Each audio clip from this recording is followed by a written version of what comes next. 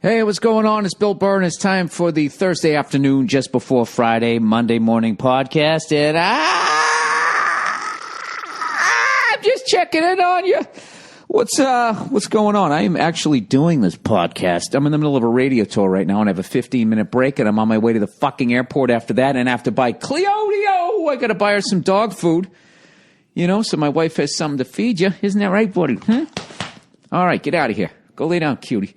So I got a full day, so I'm trying to knock out 15 minutes before I go back to doing the radio tour, which is why I sound like I'm already off and running, as opposed to I guess I'm never chilled or laid back. So I've been doing morning radio to hype my St. Louis and Kansas City dates that are coming up, and then also I got this Canadian tour that I'm doing, and so I just been on the fucking radio all day, and everybody's just, I thought more Canadian fucking DJs were going to bust my balls about the Bruins. I guess you can't, considering not one Canadian team is going to make the fucking playoffs, which is insane. Not one of them, Cleo. Can you believe it? Not the fucking Blue Blanc douches. Not Ottawa. Not Toronto.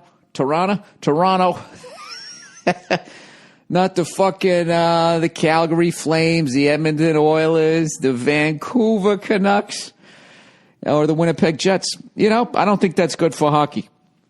I mean, it's a funny thing to bring up as an American when I go up there, and believe me, it will be brought up. No, I'm not going to rub your faces in it. How could I? My goddamn Bruins, we're a 3 seed. Now we've lost 6 of the last 7. Fucking unbelievable. Thank God for Toronto. Gotta love Toronto. Most generous fucking team out there. They're always there to pick you up off the mat, aren't they? That's the only team we beat. Fucking lost to everybody. Rangers, Panthers, San Jose, Anaheim, the Kings, and then we just fucking lost 2-1. Heartbreaker to the fucking Devils. Not like we're playing bad. I still think we're going to get in there. You know what I mean? I just want us to make the playoffs so fucking clickbait Dan Shaughnessy doesn't start writing his dumbass fucking articles about how they need to do something. It's so being a coach is so fucked up because you got to deal with the Dan Shaughnessy's of the world. How unathletic does that guy look? You know what I mean? He doesn't even look like he plays chess either. He just looks like a dope. Not saying I don't, but I've never just seen it. That fucking guy should be run out of Boston. His whole fucking thing, he lives for the moment when the home team isn't doing well. That's his whole fucking thing. I never forget that when I think it was when the Red Sox won the World Series finally. He was like, I don't even know how to write this article. Of course you don't, you negative cunt.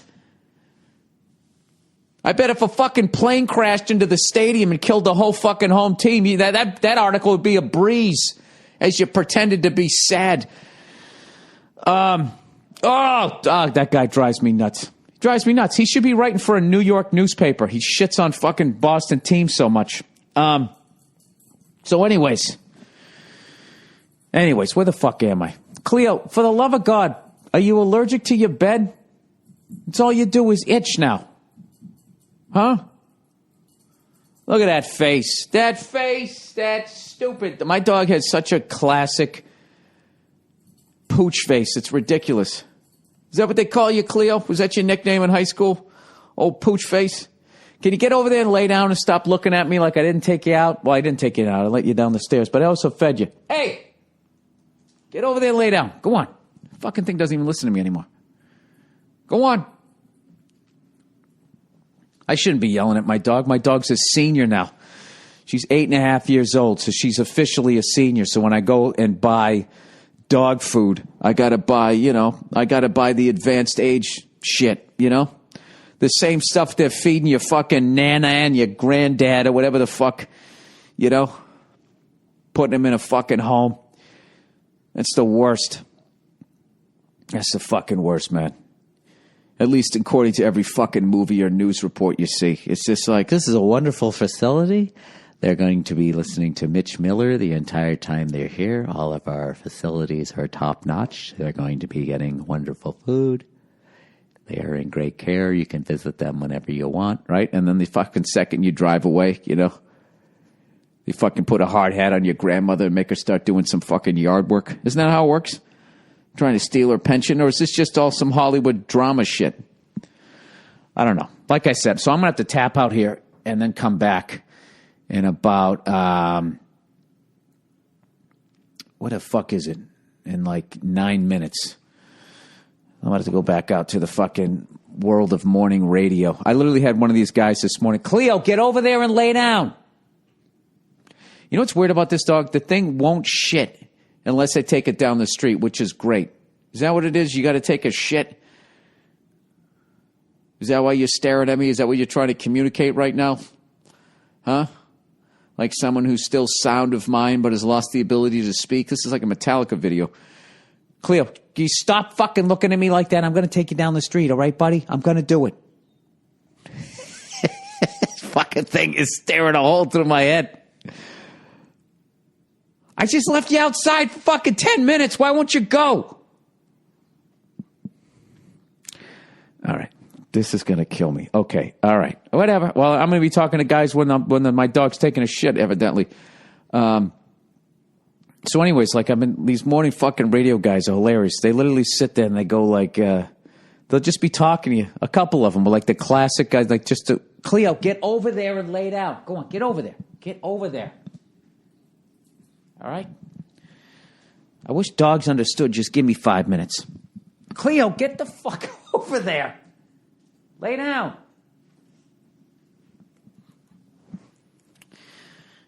I actually, you know what I think it is? I think she wants to get up on the couch with me. This is fucking hilarious. I have a pit bull, and any sound of wind freaks her the fuck out.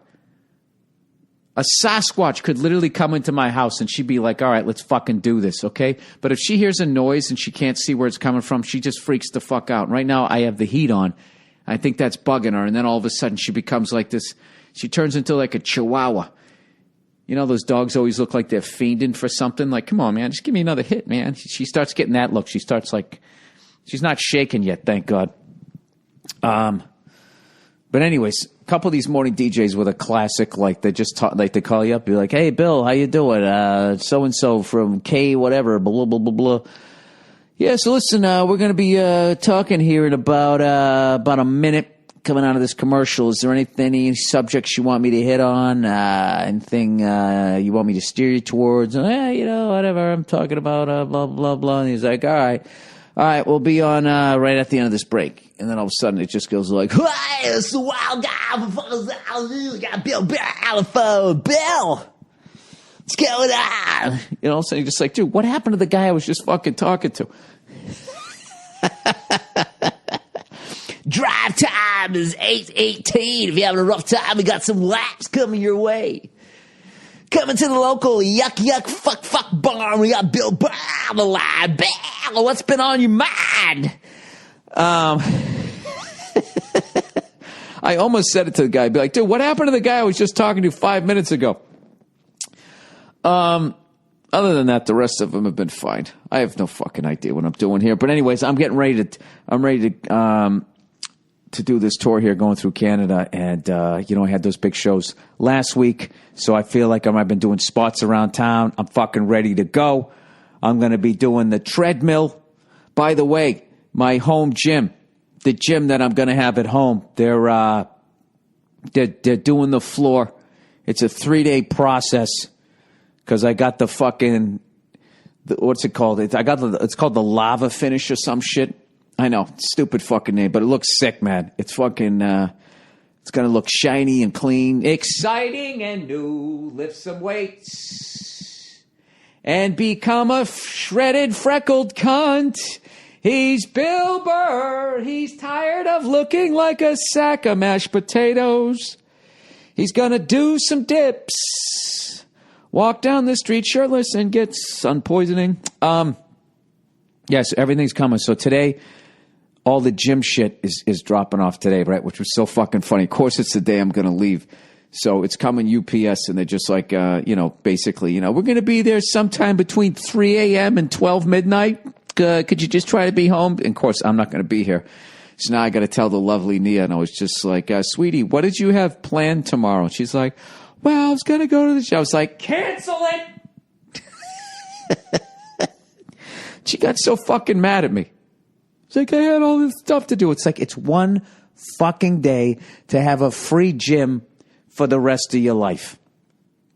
Okay, you're going to get to go out there. You're going to get to listen to your music as opposed to the gym's music. Now, I know that you can put headphones on, but everybody has those earbuds, and then you fucking jamming in your ears, and you're basically blowing out your eardrums, giving yourself tinnitus or tetanus, however the fuck you say it, because you don't want to listen to, what's that song? They always play, We Are Soul to Soul, right? It takes two to make a thing go right. You know, they play that. For some reason, gym music stopped in the early 90s.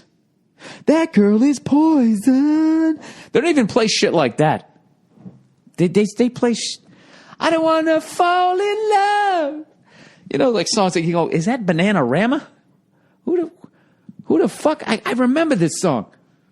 You start thinking of the chick you were dating at the time. You start thinking about all the time. Oh, who's kidding who? The chick you wanted to date but didn't have the balls to, so you hooked up with that fucking monster who's working in customer service, right? Let's be a little more accurate here. Yeah, I don't like, I'm not into that shit. So anyway, so the poor thing's got to be home all day today, you know, with any luck. It's actually between, like they said, between 10:30 or 10 and 5 or some shit. So hopefully, I'm really hoping that it's gonna come early. You know what I mean? For the amount of pouting that she did about it, you know. You know what's so funny, too, is whenever somebody says they can't do something, they go, why? What are you doing? And then they tell you what they're doing. It's like, yeah, you're not doing shit, you know, because you're so focused on what you want them to do for you. It's just like, yeah, you know, I lost my passport and somebody found it. It's like, you can do that tomorrow. Yeah, I have dialysis. I don't know if I told you I have, you know, double kidney failure, so I have to do it. If I don't do this, I'm going to die. You can't put it off for fucking 8 hours for me? I mean, come on. It's kind of going into that mode. But anyways, Jesus Christ, who the fuck I don't even want to look. Who the fuck are my Bruins playing next? This is funny. When the Bruins are winning, you know, I'm kind of paying attention, but whenever they're in trouble, that's when I fucking sit down and watch. Because I'm a real fan. I'm there during the bad times. That's half the reason why I watched so many games this year. I was just sitting there going like, well, they got rid of the whole fucking team. You know, this is going to be a tough year. So, all right, I'm going to see, I don't know, I'm a fucking nerd. Like I like watching the rebuilding of a team. So you can be there. I remember when they brought that guy up. Dude, I fucking called it. How about the fucking filthy Flyers? They own the Capitals. Hey, Capital fans, are you guys finally going to fucking push through? You East Coast San Jose Sharks, are you ever going to make the fucking finals? Can you do that for your goddamn fans? Huh? All right, let's look up the Bruins here. Scores, news, videos, stats, standings, schedules, players. Fuck are the teams? Teams, there we go. Oh, by the way, I've been going on to that French site. I've been figuring shit out. I'm sticking with it, dude. I'm like 33 days in here. All right. Watch episode 12. During an off day in California. Who the hell is this guy? Frank Vetrano and the Bruins rookies explore L.A. A rough stretch of the ice improves with a win over the Leafs. Why? I don't understand watching these fucking soap operas about your goddamn teams. You know, behind enemy lines or whatever the fuck they're always doing. What do they do that in the NFL? You know, jock itch. What is something like unnecessary roughness? What do they call it? What is that thing? That fucking thing they do on HBO where Rex Ryan's like, hey, we'll beat any fucking team in this fucking league. You know? Then he gets fired. Oh, fuck. Our next game is tomorrow night against the St. Louis Blues. And then on Monday, we play the fucking Blackhawks. Both of those are away games. Then we have the Hurricanes. Then we have the Red Wings. And then we have Ottawa. Fuck. This is fucking unbelievable. Are we going to blow this? Oh, wait, what the fuck was that story about? What we got there? What we got here? Is this some rookie? Why can't you fast forward your way through the goddamn... I don't want to watch episode 12 of rookies sitting on a fucking beach in L.A. talking about hockey. I don't give a shit. I thought they were showing me some new prospect the Bruins have. God knows. We'll bring them up. We could use them. 9th annual Cuts for a Cause. Everybody gets their head shaved. And hopefully at least, half of 1% will actually go to the fucking cause. Dude, I'm so down on every goddamn charity now. I have to be honest with you. I've done charities my entire fucking career, but I have never seen just the sheer number of charity. Ah, there it is. Hey, Bill, you want to talk about comedy? All right, I got to call you back. I'll talk to you in a minute. All right, I'm back. Just knocked out another 2, and I am done. Probably talked politics too much on that last one. Everybody wants to talk politics. I got to tell you, Bill, with all the stuff that's going on in politics, it's got to be a great time to be a comedian. It's like, yeah, no, it really isn't. This one, for some reason, has depressed the shit out of me. You know what I mean? Jesus Christ. Yeah, it's just, I'll tell you right now, you can take that Donald Trump. You can wad him up in a ball, okay? You stick him right up, who's hoo-ha. You roll her down the street into the fucking garbage bin, all right?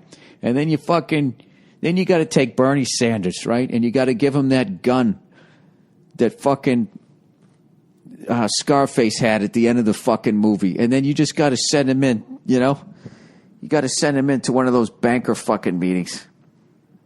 And he just comes in when they're doing the annual international banker / family picnic, right? So you got everybody there. You got the evil cunt, and then you have the spawn of the evil cunts, and you just got to go in there. I mean, even then, right? What are you going to do?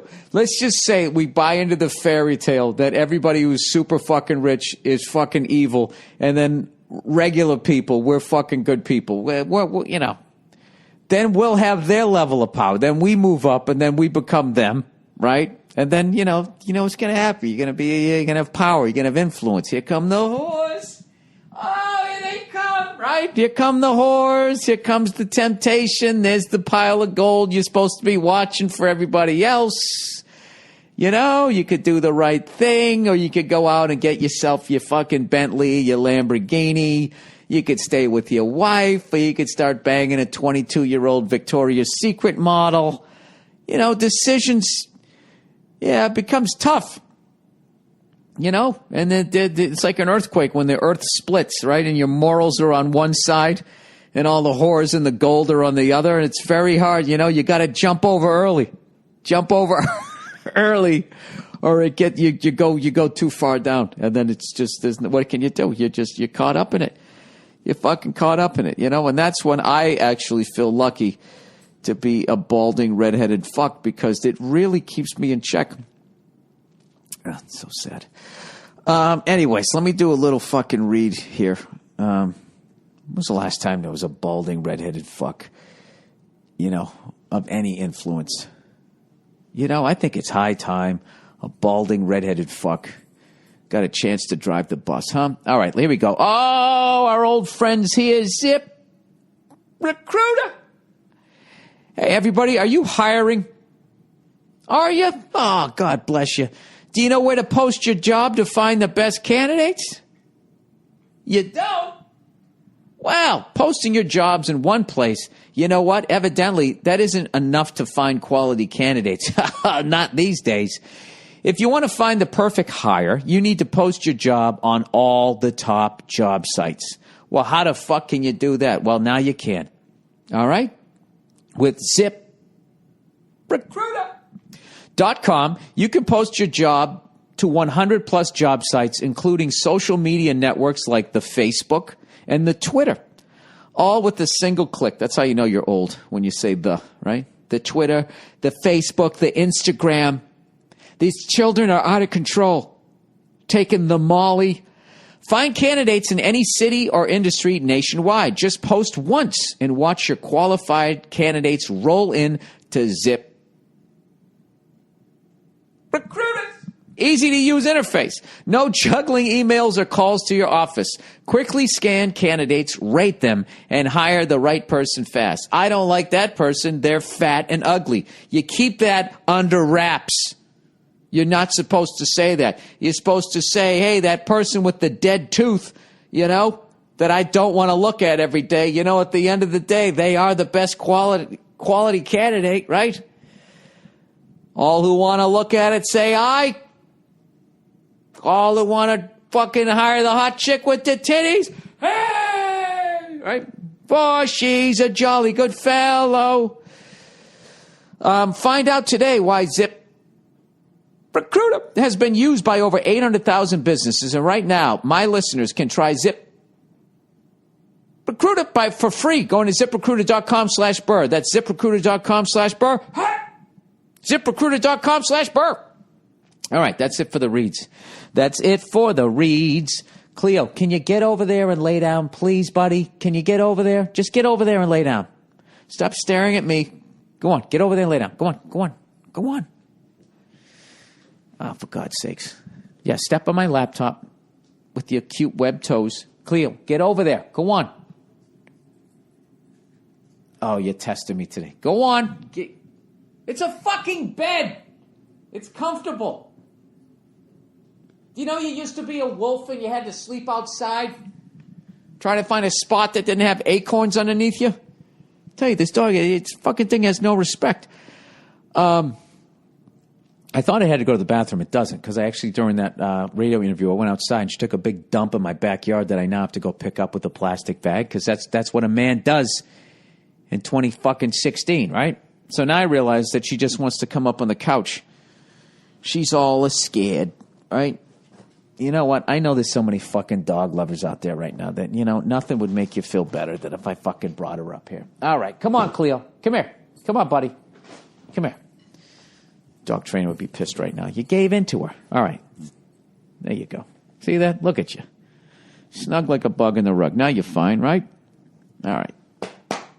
Good kid. Anyways. Yeah, Jesus Christ. So that's all people want to talk about. They just want to fucking talk about politics. And I go, hey, I don't want to talk politics. I'm not paying attention. I don't know what I'm talking about. I don't like any of them. And then everybody just, but don't you think? It's all really just talking about Trump and being like, can you fucking believe this guy is still doing it? Nobody talks Hillary. Nobody talks Bernie Sanders. Huh? Is he related to the chicken guy there? He's kind of got the same hair. He's either that or the Oats guy, right? One or the other. Is those nice two fucking hacky references? Did you enjoy those? Oh, Jesus. I got to go to the airport. I have not even packed, and I still have 8 more fucking minutes. I got a needy pit bull sitting in my fucking lap. I have to somehow eat and not become a fat fuck today.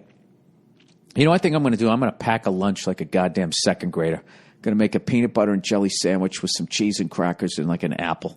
And as much as all these fucking weird-looking, shredded 50-year-olds that are spray-tanned out there, those people, and they've gotten their first fucking, can you tuck the parachute under my chin behind my ears? They've had that fucking procedure, so they still have the heart monitor forehead, with the lines going across it, but then, like, their fucking neck, they're looking like, who's a classic fucking, who's got a great, Jesus Christ. I don't know any of the fucking act, classic, the actor face. You know what I mean? Jaw jutting out confidently. The jet black fucking hair. Right? You used to dance in the fountain on Friends. Now you're on OJ. My wife's been watching the shit out of that thing, huh? I can't get into it, I can't get into it because I already know what happens. It's like, yeah, spoiler alert, he's found not guilty. I watched the first one just because I want to see them dramatize whatever he was doing in the back of the Bronco. And I tell you, as much as the tragedy happens, whenever I see clips of that, it always makes me think like, dude, I would love a white full-size Bronco. That's such a badass vehicle. It's big, it's safe. You know what's great about those full-size Broncos back in the day was I've talked about this before. What do you call the middle area between the front two bucket seats, or captain's chairs, I believe they used to call them. What I loved about the console there in the middle, when you open that thing up, that was big enough that if you insulated it, you could throw ice in there and have a 12-packet of Budweiser. They make it so hard to drink and drive and enjoy yourself, nowadays. Back in the day, if you had a big truck like that, okay, your biggest problem was what am I going to pee into while I continue driving down the street, taking everybody's life into my hands? I shouldn't even say that. A friend of mine got fucking hit by a drunk driver the other night doing like fucking 90. Her damn car looked like it was torn in half. And I got to tell you, the way they make these fucking cars nowadays, it's amazing. Oh, by the way, so I found more information on the 27 Lincoln Continental. Evidently, it's going to start at like $45,000 or something like that. They're trying to take out the Mercedes-Benz E-Class, and rather than going performance and that, they're trying to go elegance. Like we're a little more, you ride on a cloud over here, as opposed to the of a fucking Mercedes-Benz. I don't know if that's the right way to go, but I also talked to the guy who rebuilt my truck, and I called him up. I said, "Hey, this is the prototype, the concept car. It has the suicide doors." He goes, "Oh my God, that looks fucking sick," and all that type of shit. And I go, "They're not making them that way." I was like, "Can you do it if I buy this car and I ship it to you? Can you fucking put suicide doors in it?" He goes, "I got to," he had to look it up. He said, basically, you're making the car a lot more unsafe. You're weakening the overall frame when you take out that middle piece that's between the front and the second and the back door. The B frame fucking post, whatever the fuck he called it. And I'm thinking like, you know what? I haven't been in an accident. I drive like a fucking old man. I can take out the middle fucking, the B-beam post fucking thing. Whatever the fuck you call it, right? I feel like it's like, when you have to get a permit, like you can knock down a wall yourself in your house, an interior wall, as long as it's not a load-bearing wall. I feel like that's what I would be knocking out on my Continental. So then I would have like these suicide doors, LED lights, and thing would look fucking sick. And then I would like rear end a smart car and I'd go through the fucking windshield. Or I'd just go into a spin and I'd be ejected out those two like cool doors. So I don't know. You would think this day and age if they wanted to. Is that why suicide doors went away? Were they considered not safe? I learned that doing the Seinfeld Comedians in Cars, where I asked him 2 times like an idiot. I go, why can't they make cars that look cool like this anymore? And he basically answered it saying because of the safety regulations are so strict that they're basically creating in such a small space, all of them, that they're all going to kind of look the same. And then we saw another car, and I said, "Look at that thing!" I was like, "Why can't they make cars like that anymore?" And Jerry just went, "I already answered that question." I felt like such a fucking dope. Anyways, so. What's funny is I just talked to some people on the radio in St. Louis, and I was telling them how much I was not looking forward to watching my team having to try to get a point or two off of them. That's coming up Friday. And they were like, well, who knows? Maybe when you come out here, St. Louis will be in the playoffs. You can go to a game. And I was like, that was the one happy hockey thought I've had in the last. I'm not going to lie to you. Like I've been so busy that I didn't even notice like the first 3 games that we lost. And also, like, I'm not one of those guys that looks at the standings. I just knew we were a 3 seed. So I'm like, all right, so we're in. I'll watch, as many games as I can towards the end of the season, and I'll enjoy the first round of the playoffs. I'm going to be sitting there, right? My Budweiser, my little shorty there, right? Little fucking thing of Jameson. I have one of those a period, right? So by the end of it, I'm either like, happy that we won or I just passed out drunk. If we start to lose the game, then I do 2 Budweisers and 2 Jamesons in the third period. Then you fall asleep, and the next day you wake up and you're so fucking hungover you don't give a shit that you lost. You're just trying to get yourself physically back to where you need to be. That's how I do it. That's the way an alcoholic does it. I don't do that, okay? You fucking literal cunts. Why would somebody do something like that? So anyways, I am going to be in Windsor tomorrow night. Oh, let me read the dates to wrap up the podcast here. Well, the first half of it before we then listen to some Andrew Themelis mood music, and then we move into some of the classic stuff from back in the day, from podcasting back in yesteryear. All right, so I'm going to be at the Coliseum at Caesars. Doesn't that sound impressive? It's probably a 40-seat room. I'm going to be there tomorrow night, April 1st. Oh, April Fools. April 2nd, I'm going to be at the Casino Roma in Rama, Ontario, wherever the fuck that is. Then I'm going to be at TD Place Stadium in Ottawa, Ontario. And then I'm doing the LOL Festival in the Sudbury Arena, Ontario, which is actually it's a minor league hockey arena. The way they set it up so you can still do stand-up in it, too. I'm not like fucking center ice. Let's not get crazy here, huh? And then later on this month, the 22nd, 23rd, and 24th of April, I'm going to be doing a run. St. Louis, Missouri, Kansas City, Missouri, and Ames, Iowa. I have not been to Iowa since I did the Rich Bitch Tour with Charlie Murphy and Donnell Rawlings way back in the day. And I believe we did one of the Penguins comedy clubs. And that's the last time I was there. I am so excited to go to Iowa in April. The only time I've ever been to Iowa has always been the dead of fucking winter. And all the crops are cut down, and it's like you're walking on the surface of the moon.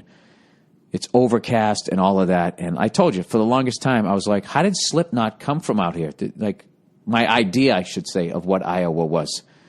Just beautiful ponytailed girls running through fucking stalks of corn, with their flannel shirts tied off, going, hey, y'all, how you doing?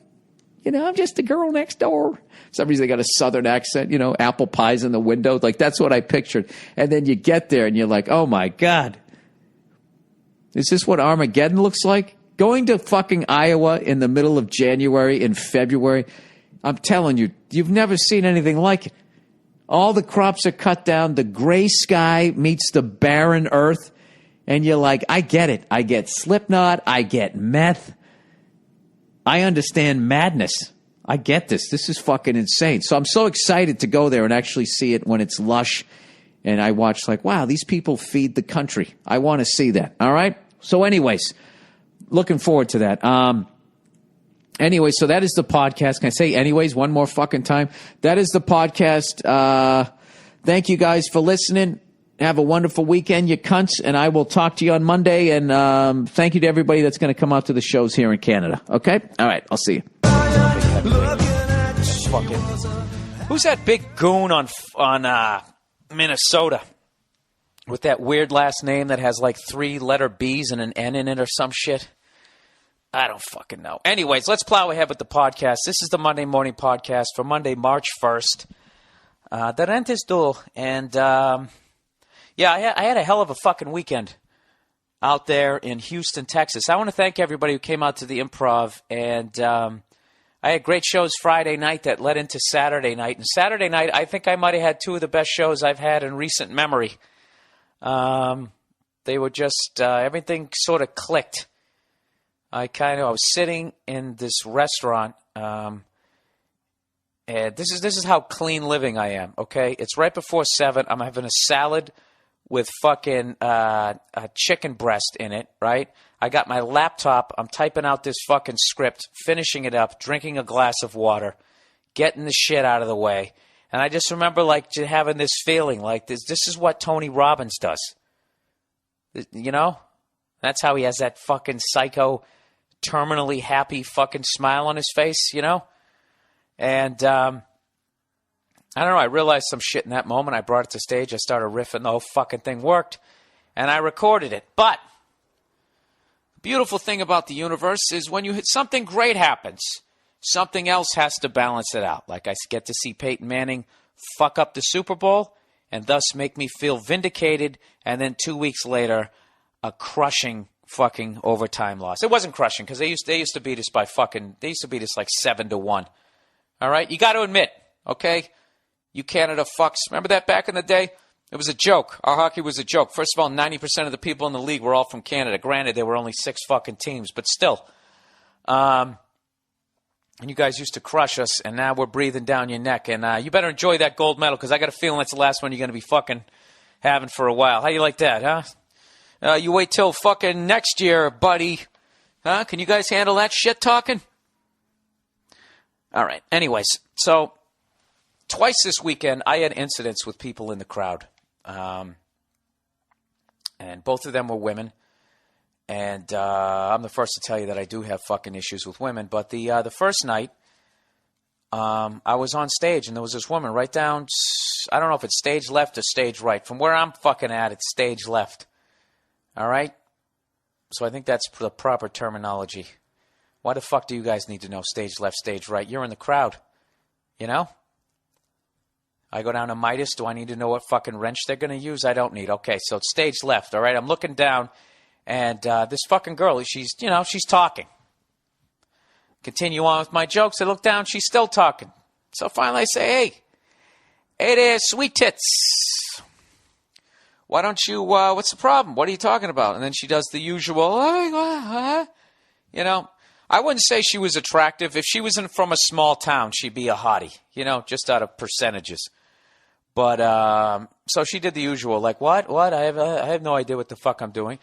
You know, 10 minutes later, I look back. She's still fucking talking. It gets a little more heated. I basically went to her table about 6 times until I finally told her to shut the fuck up. And then I don't really even fucking remember. Then all of a sudden, next thing you know, she's hammered and she's getting kicked out when I got like 5 minutes left in my show. So she threatened to sue the place and all this type of shit. Now, usually that's the end of the night. You know, the whole crowd is fucking clapping as she's leaving because she's been fucking annoying everybody around them who paid to see the show.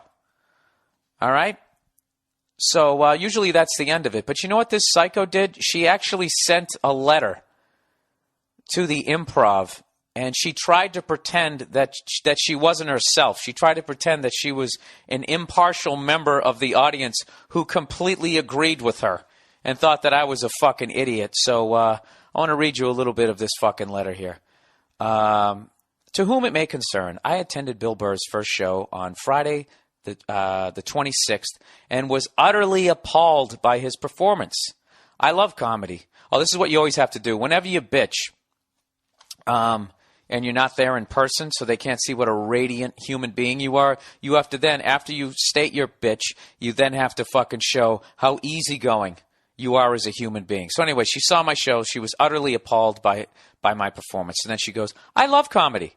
And I certainly expect there to be rudeness, crudity, and what can be offensive topics. That's what comedy is all about. It makes it fun. That being said, okay, now she's established how fucking cool and laid back she is.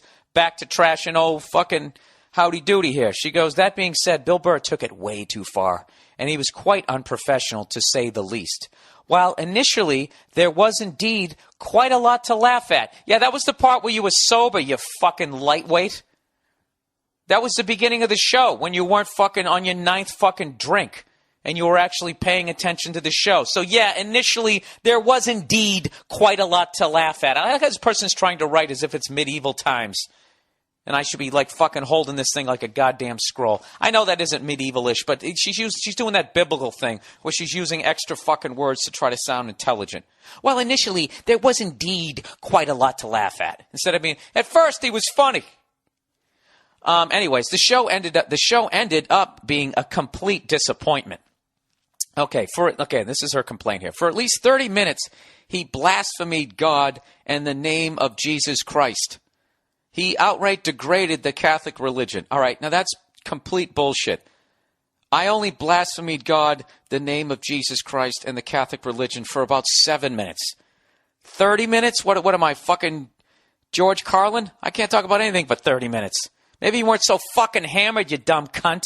You know, you'd have a better perception of how much time had elapsed. Oh, Jesus. All right, let's continue. Although, this is another thing. Another thing where she's pulling this move again. He outright degraded the Catholic religion, although I do not belong to this religion.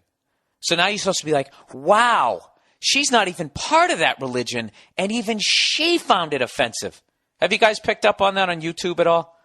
Like when someone wants to trash Obama, they'll say, like, Obama is the worst president ever. And then they'll write, and I'm a Democrat. You know, like you can prove it either way. Just trying to cut people off the pass before they go, fuck you, you Fox News watching right-wing whatever, you know. Women need to shut the fuck up, and I'm a girl. That dumb shit's okay. So evidently she was offended, and she's not even Catholic. Anyway, she said it was offensive, and what he said went on and on. Again, while this type of thing should be expected, he took it way too far. And there was a young lady who, like I and my friends, was becoming offended. Yeah, of course she was, because she's you fucking psycho. Can you believe that she thinks I'm this fucking stupid? And I know at this point it's probably not obvious to you guys, but wait till I finish the rest of this, all right? I'm probably going to sound like some maniac here, but I don't give a fuck. I said there was a young lady who, like I and my friends, was becoming offended and said a few words to someone at her table. You fucking lying sack of twat. Anyways, he said when he rudely addressed her, that's when I said, hey, lady. I guess lady is rude. Hey, lady, could you do me a favor and maybe look at the show at some point? He said when he rudely addressed her, she told him that she was Catholic. That never happened. He had no apologies or considerations, just utter disrespect. Okay, first of all, she never said that. She never said she was Catholic. And if she did, she said it so quietly that I couldn't hear it. So how the fuck could this random fucking woman in the crowd hear what she said? This fucking thing. It's going to make me mad again. All right. Let's continue. After he finally got off that subject, his show just got worse. This is when she's on about her sixth drink. It appeared to my friends and I that he may have been getting heat from some of the audience and that he felt uncomfortable. This may very well be the reason why he continued to pick on the lady. The lady! This is why I'm picking on her. Not because, and as I'm doing my act, by the way, I keep looking down and she's getting some sort of martini thing that looks like there's a beer in it. I don't know what the fuck it was. It's one of those chick fucking drinks. You know, like what if we took root beer and stuck a fucking roofie in it? You know, she was drinking those things. Okay, and so now she goes, and this this may very well be the reason why he continued to pick on that lady, even at one point telling her to shut the fuck up. Yeah, I told you to shut the fuck up because you were talking the entire time, you twat. Anyways, this is downright unprofessional. Who said that someone cannot say a few words to people at their table? Do you see how obvious this is that this is the actual fucking woman? Who would give a fuck this much that you would write 3 pages? They were quietly speaking and not making any noise whatsoever. Oh, yet you heard her say that she was Catholic. On the other side of the stage, there was another table talking quite a bit more, and they were louder due to the drinks, yet he did not pick on them. Do you know? You fucking... All right, let me just fucking relax here. This isn't even funny anymore. Like, I've totally lost... I've lost the whole humor in this. This is fucking making me so mad. They were more disruptive than anything, although he, of course, made jokes about it. All right, there was this table next to me. They were also drinking, but they were more doing that church thing, where I would say something funny and then they were sort of like fucking repeating it. So they were a little bit rowdy, but they were acceptable. This woman, who was fucking out drinking everyone at the other table, had basically essentially her fucking back to me, to the point that if I fucking punched her in the back of the head, I would have got 2 minutes for boarding. Possibly a fucking gay misconduct. All right? There's something for you Olympic hockey fucking people. Anyways, let's continue here. Actually, that would be roughing, wouldn't it? Let's say I took the mic stand and I turned it sideways. I could have cross-checked her on the fucking neck. All right, here we go. We are convinced that his wrong demeanor was due to his discomfort after realizing that he had offended some of the audience. In order to justify himself and ease any tension coming from the audience member, he said something along the lines of, "Don't listen to me, I'm just an idiot up here speaking. Pray for me, please." That was obviously a demonstration of his uneasiness. This is how drunk she was. What I was doing was I was telling people in the crowd that if they were religious, that I respected their religion. All right? I just personally don't buy into it, okay? So I'm only stopping right now to say this because I know some of you get so religious, you get so into it that you get so holy that you can actually commit murder. You know, God's using me as a tool of, vengeance. I think that was the line I used. I said, okay, you shouldn't be getting mad at me. You should pray for me to help me see the light. And everyone got a huge fucking laugh about it, okay? And this lady is basically, I can't wait to email her back. I don't know. I've flip-flopped 100 times in my head what I was going to say. You know, I just can't wait to, I think I'm just going to write back something really quickly. Like, Ruth, you actually pretending to not be the dumb drunk bitch in the crowd is one of the funniest things I've ever read. Something to that effect. Basically, let her know that I know that it's her. And I'll see you next year at the Improv, you cunt. Anyways, I'm very surprised that this is where she tries to get me banned from the club. I'm very surprised that your club hosted this comedian. It was a true disappointment. I am embarrassed, as I was the one who suggested the Improv when my friends and I were planning on seeing a comedy show. I do hope that you will consider not having this comedian back, as he gives your club a bad name. If this had been my first time to the Improv, I never would have returned. You might consider hiring some local talent. There are several good comedians in the area. We are good friends with one of them. If you like his name, I'll be happy to give it. All right. As for the lady who we picked on, she and her table were unjustifiably asked to leave. There was no grounds on having them escorted from the show right in the middle of it. That's how drunk she was. She got escorted out 50 minutes into my 1-hour set, and she's like, she was escorted out in the middle of it. Do you understand how drunk this woman was? I talked about Jesus for 30 minutes. No, actually, it was 7 minutes. I was escorted out in the middle. No, you were actually escorted out 50 minutes into the show when you were on your fucking 6th drink, you drunk cunt. There were no grounds on having them escorted from the show right in the middle of it. Again, they were not being disruptive at all. This impartial person just wants to keep talking about how innocent this fucking lady is that she never met. If it hadn't been for Bill Burr picking on them, no one would have even noticed them. Can't you tell this is just the fucking drunk argument they had in the crowd and in the car on the ride home? The loud table on the other side, though, is the one that took away attention from his show. I do understand that it is private property and that anyone can be asked to leave at any time, but this was wrong to do. This was a wrong time to do it. I personally believe that she should receive an apology from the Improv, but mostly from Bill Burr. That's clearly not my call, just a thought. What a fucking... I don't know. Did I take too long reading that fucking thing? There you go. You want to be a stand-up comedian, that's what the fuck you have to deal with. She's actually like a total fucking control freak, and what happened that night was she completely lost on all levels. You know, it's weird. You become like a part-time psychologist as you're breaking down the crowd as a comedian, and she sat at the power position at the table. The table is at like a fucking, we'll say like a 30-degree angle coming in, stage left. This is going to get technical. All right, you fucks, don't leave me here.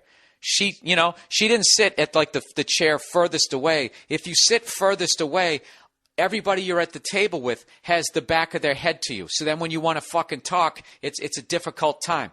What she did was not only did she sit in the first chair, she sat on the first chair closest to me.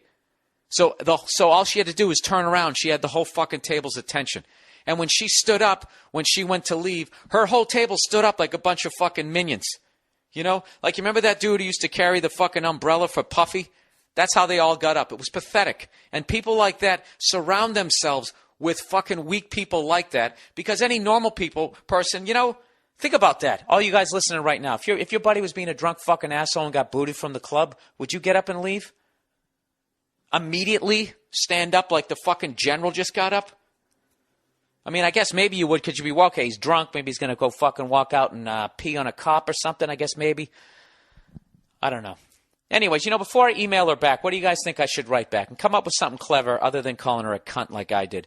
I think I'm going to write back something to the effect that I realized that it was her. And I don't know. I don't fucking know. Was that just a big waste of time? Should I not have been bothered with all of that? I don't know. And I had another incident with another fucking person. I don't know. I have issues with beautiful women. I really do. This is actually a bit I want to do on stage, and maybe I'll do part of it for you here. The basic idea. I don't respect them on a certain level. I feel like I had to do something to achieve in life. All they had to do was basically they were born beautiful. It's really not an accomplishment. I guess you go to the gym, you stay beautiful. Past a certain age, it is an accomplishment, I guess. But, I don't know. In order as a guy to get around beautiful women, you have to accomplish all this shit in life. And all they have to do to get to where the fuck you're at after accomplishing all this shit is basically take a shower and feather their hair back like Farrah Fawcett, and they're in the fucking VIP. I also don't like them because... I don't know. If they're smart, they're absolutely stunning, though. I have to admit that. But, if they're dumb. It's like you got a Lamborghini, but you find out it has a 4-cylinder in it, or even worse, my fucking hybrid. Did that make any fucking sense? You know, they have that one default emotion, oh my God, and they give 58 different reads. You know, if they see something cute, like a little puppy, they're like, oh my God. You know, if you do something sweet for them, oh my God. You do something that they fucking hate. Oh my God. Fucking idiots. They got 3 words floating around in there and they're in VIP, you know? And somebody said, was actually saying, like, I was trying to figure out why I was finding these fucking women so attractive, other than the obvious, that they were good-looking women. This guy actually said, hey, Bill, beside the obvious, hot women vigorously scrubbing the floor. I really set that up bad. He's saying this is why men find women curlers attractive. I just blew that joke. He said, besides the obvious, hot women vigorously scrubbing the floor. Dude, you so deserved a huge laugh on that, and I just fucked you out of it. Sorry about that.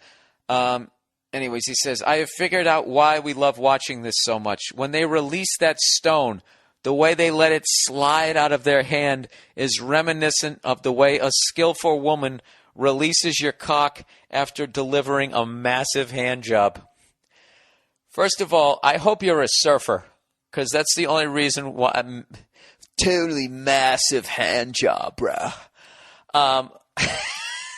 Fucking massive hand job. Or maybe you just have a fucking bit, or maybe you have a fat cock. I don't know. So anyways, she goes, they don't drop it, don't push it, just let it slide out naturally as I go to sleep with my boxes around my ankles. Oh, I forgot. That was creepy. I know why I read it. I was supposed to just read the beginning joke because I thought the joke was fucking great. I forgot the fucking picture in his... guys with those fucking insect-looking legs. Some guys' legs look like insects with that fucking hair all over them. Skinny fucking legs. We're a mess. Fucking mess. Like praying mantis legs. Anyways, a long time ago I talked about unacceptable. This is when you know the podcast sucks, when I'm just plowing from fucking topic to topic and there's just no sort of, no segue other than dead silence. Didn't somebody used to do a Bob Dole impression? Like, I don't fucking, that's just the worst. Can I tap out at this fucking point? 37 minutes in. Bad wedding stories. Hey, Bill. I've been listening to your podcast since the beginning. Decided it was about time I emailed you and told you how much I enjoy it. Thank you very much. Okay, let's get to the marriage thing. Okay, I got a marriage story. When I was 23, I was dating a girl and she got pregnant. Oh, dude. Okay, so we decided to get married. Okay, stupid fucking move number 2. Even though a month before this, I was thinking about dumping her ass. Stupid mistake number 3. Actually, that was the smart move. That was the 3-card Monty right there. Don't knock her up. Don't fucking marry her.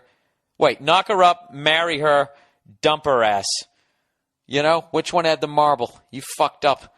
All right, so all the plans are made. Our families meet each other. Okay, just because I, had to do that stupid 3-card Monty joke in a desperate attempt to try to be remotely funny at this point. You know what it was? I have a blue windscreen this week. I'm going to blow that. I'm going to blame it on that one. My fucking dog ate the orange one, so I'm going to blame it on the blue windscreen. Anyway, so basically this guy's 23 years old. He knocks up this fucking girl. He decides to get married, even though he thought about dumping her a month before. So anyway, so all the plans are made. Families meet each other, invitations are sent out, all that bullshit. So 3 days before the wedding, I'm watching some stupid movie where this guy tells his other guy that his dad told him before his wedding, it's never too late to change your mind. To which his friend says, but you're not married. And I guess that's a laugh. So anyways, so taking this as a sign from God that I just happened to be watching this movie, I cancel the wedding. Great fucking move. All right. Which, suffice to say, brought a shitstorm into my life. The worst part is that I actually felt so bad, I married the chick 3 months later. Oh, dude, you were out. You were fucking out. So basically, I was a pussy. Yeah. But, dude, that's a hard thing. You were dealing with a lot of shit at 23. Your parents were crying. She was knocked up. Yeah. I wouldn't say you were a pussy. You gave in to peer pressure. Anyways, we were married for 7 years, with every year being worse than the year before. So we're divorced. So we're divorced now, so I guess I should have gone with my gut. To wrap this up, I got a little gripe with chicks. My ex used to ask me when the marriage was going down if I could go back, would I not meet her? Which I would say, fuck yeah. I would avoid you like the plague. Which she would say, but at which point she would say, but you wouldn't have our 2 kids. Don't you love them? And then he would say, yeah. But then I'd say, but I would never have met you, so I would have never had the kids. So in that scenario, the kids aren't even a thought. This, of course, would lead to a huge fight about my lack of caring. Moral to the story, don't use logic when talking to chicks. All right. That's actually not the moral to the story. What it is you got to think how women think. Which, if you're lucky, at some point when you're 90, you'll understand 10% of what the fuck is going on in that brain. Basically, when she's asking you that, she was asking that, I would guess, one of 2 reasons. One, she was insecure that, you knocked her up and then you married her, and you were going to marry her, then you broke it off and then you fucking married her. Believe it or not, I'm sure that's not how she dreamed of getting married. She probably dreamed of meeting her soulmate, and they were so hopelessly in love that everyone in the crowd had tears in their eyes, for they never found a love so as great as theirs. She could have been thinking that, and she wanted you to reassure her, or she probably was just banging you, and didn't want to fucking marry you and didn't think that you were the one either, and all of a sudden she got knocked up. And she's probably sitting there looking at the side of your fucking head one morning as you're eating pancakes, trying to find where in the world she loves you. On what fucking level? Just watching your temples going in and out as you're chewing, just fighting that fucking urge to slam a toaster over your fucking head. Just wondering, how the hell did I end up with this fucking guy? Why did I say yes to this guy? Why did I let him fucking drop a fucking load in me? What is wrong with me? And just trying to make the fact that you had these 2 kids justice enough, That's what the fuck was probably going on. But, I don't know, dude. You didn't really talk about how much of a nightmare the wedding was. That was the meat of the story there, I think. You had the beginning and the end. But what are you thinking as she's coming down the aisle? What is your family thinking? You knocked her up and then you dumped her, and you're like, oh, fuck it, I'll marry her anyways, and you're only 23. They know you don't want to do it. Those weren't tears of joy, my friend. What are you thinking as you're up there?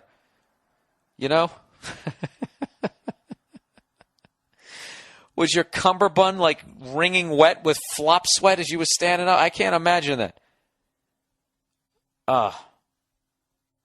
Has anybody ever just ran out the side door?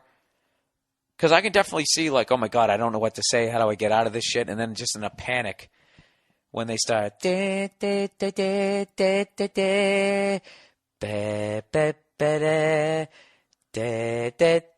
everybody's turning around looking. Where is she? Why the fuck didn't I have some wedding music underneath this? Would have been hilarious if I fucking prepared.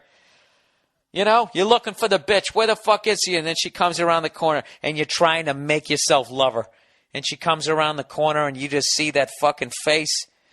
And you see those eyebrows that are going to be touching by the time she's 40. And you just fucking run out the side door in those cheap tuxedo bowling shoes. And you know what I mean? And you're in such a fucking panic. There's no way that you're going to be able to get your car keys out in time, get them into the door, open the door, lock the door, and get in there. And it's like people are going to be coming out, running out of the church like some fucking zombie movie as you're trying to get your car started. I mean, the move there is if anybody does that, don't go to your car. You keep running. Okay? Most people get married in the suburbs. So head for a wooded area. All right? Go online, learn how to turn your fucking cummerbund into a tent. Hang out there for a couple of days. Let shit cool off. grow a beard, come back to town, get some provisions.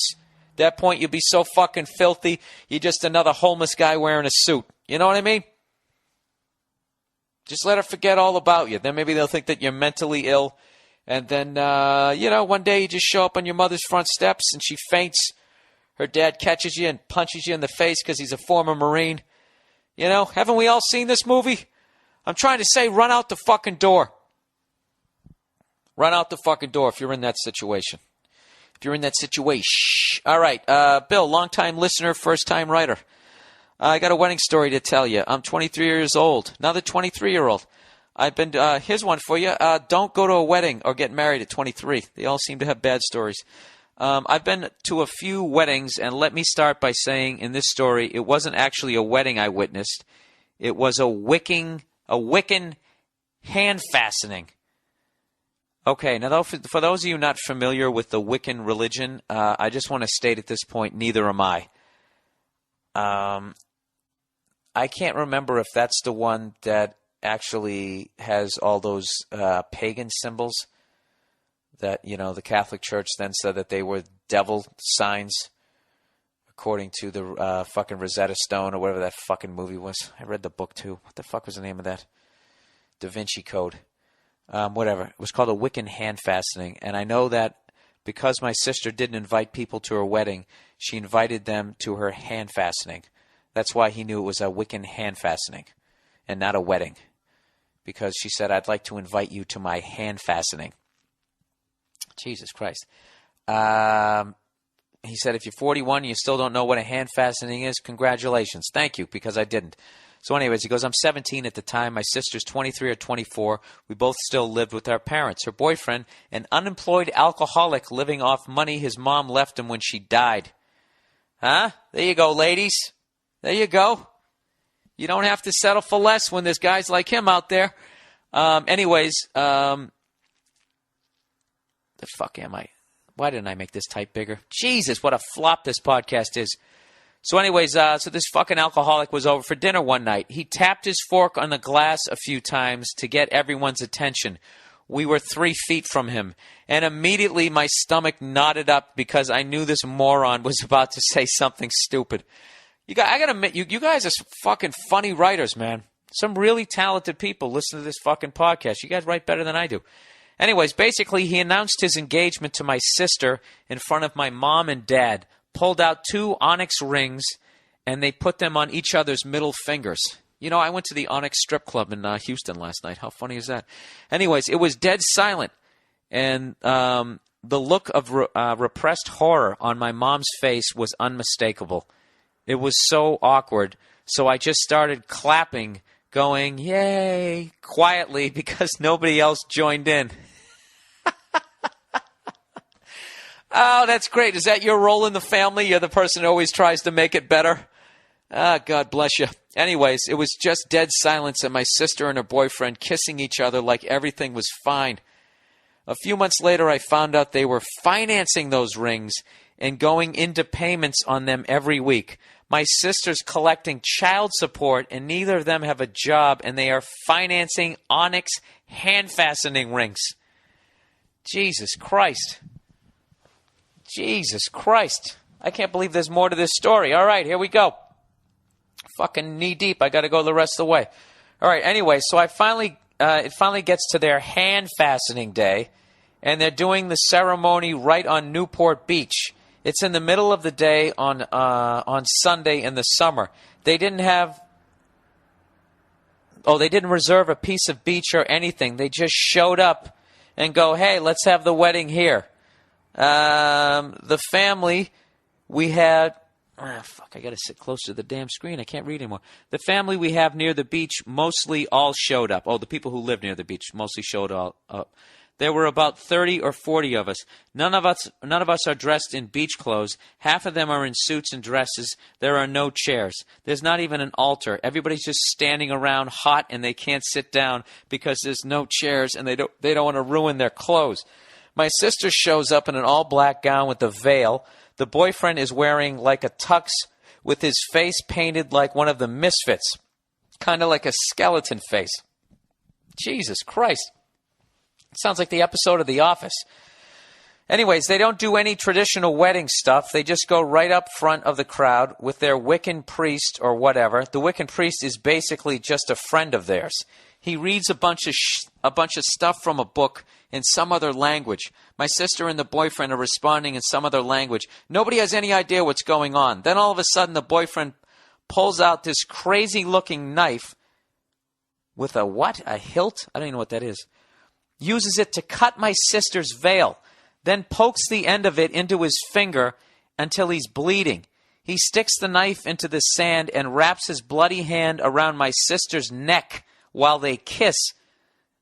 The stoned hippie priest holds up his book and says something loud in that different language.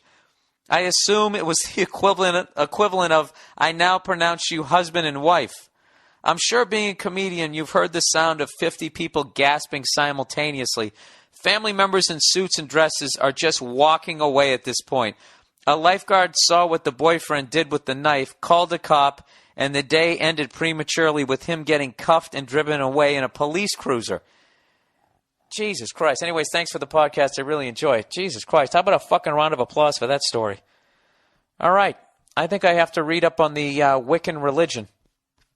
You know, one thing I did like about that, I did like the fact that they just showed up and just decided to have a wedding, and they avoided all those other costs. Because I wanted to say halfway through that, like, you know, they didn't reserve that piece of the beach or anything. And I was thinking, like, well, you never had to back in the day. You know what I mean? You just fucking had a wedding. It wasn't like $9 zillion fucking dollars. Didn't matter where you were, but I guess you have to do that now because there's 9 zillion people. And bankers run the fucking world. Hey, speaking of that, somebody sent me an email the other day. Evidently, Europe elected a president. Do you hear that? Europe elected a president. Not England, not France, Europe. The entire continent now has a fucking president. Has one guy in charge of all of them. See that? Just like those 3D TVs that are only a few months away. That New World Order is going to be available right down at the Best Buy. Coming soon. Coming fucking soon. If you go on to read about the bailout, Rolling Stone has a great article. And usually I try to stay away from their politics because they're so brutally to the left. It's fucking ridiculous.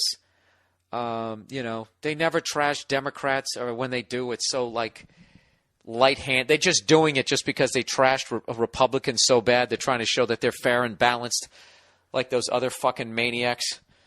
Fox News actually has a store now when you go through the airport, which I think is hilarious. They sell water and that type of shit. So I don't know. There's gonna be one fucking news channel. There's gonna be one president and one fucking currency of money, and you better do what they say, or that's gonna be the end of it, my friends.